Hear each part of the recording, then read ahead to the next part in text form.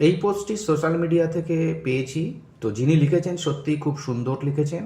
Full credit goes to him, যিনি এই সুন্দর একটি পোস্ট লিখেছেন। তো লেখক বলছেন, এক অস্থির জেনারেশন তৈরি করছি আমরা। বিলিভ অর নট, এই জেনারেশনের স্পেসিফিক কোনো লক্ষ্য নেই, এদের আদর্শ কোনো অ্যাম্বিশন নেই, কোনো মিশন নেই। এরা বই পড়ে না, নিউজ পেপার পড়ে না, আউটডোর খেলাধুলায়ও এদের অনীহা। এরা রৌদ্রে হাঁটতে পছন্দ করে না, বৃষ্টিতে ভিজতে চায় না, কাদামাটি ঘাস লতাপাতা এদের অ্যালার্জি। এরা অস্থির, প্রচণ্ড রকমের এক অস্থির জেনারেশন। এরা পরিচিত সিনিয়রদের সালাম দেয় না, পাশ কাটিয়ে হনহন করে চলে যাবে। সরি বলার টেন্ডেন্সি এদের নাই।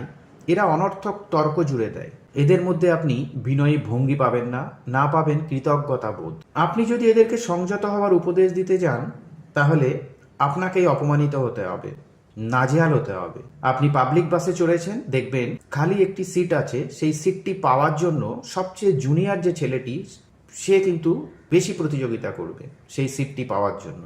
আপনাকে ধাক্কা মেরে শটান বাসে বসে যাবে। তার বয়সের দ্বিগুণ তিনগুণ আপনি দাঁড়িয়ে দাঁড়িয়ে দেখা ছাড়া তেমন কিছুই করার থাকে না।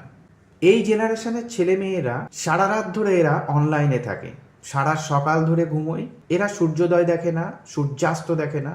সূর্যোদয়ে বিছানায় থাকে আর সূর্যাস্তে মোবাইলে। এরা ফাস্ট ফুডে আসক্ত।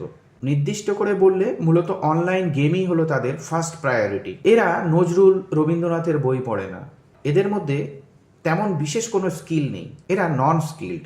এরা হাঁটতে পারে না, দৌড়াতে পারে না, গাছে চড়তে জানে না, সাঁতার কাটতে পারে না।